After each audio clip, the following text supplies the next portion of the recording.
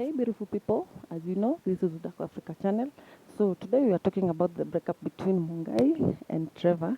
Actually, not the breakup. The fact that Trevor ameamua kuchange kila kitu to jina ingine.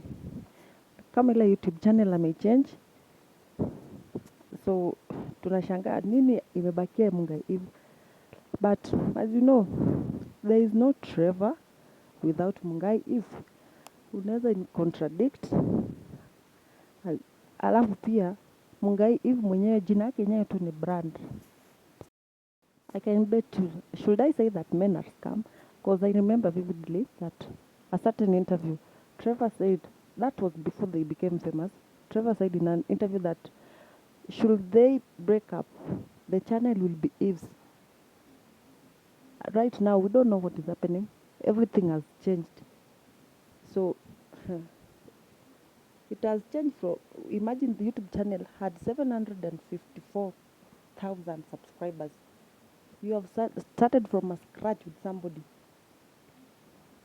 Yenyewe inauma. Trevor amechange kila kitu. Ile channel ya Mungai amechange to Kenya online media. But as you know, me I'm sure Mungai Eve I'm sure right now Mungai Eve akiamua kustart channel yake ita boom. Although jina yake amefika hapo kwa jina yake. And most of celebrities wanamjua yeye, not Trevor. So naona kuna advantage mingi sana. So let's wait step yake next and we'll keep you updated. So make sure you subscribe for more trending gist. And as you know, we'll always bring it everything breaking and trending. Otherwise, thank you guys for your support.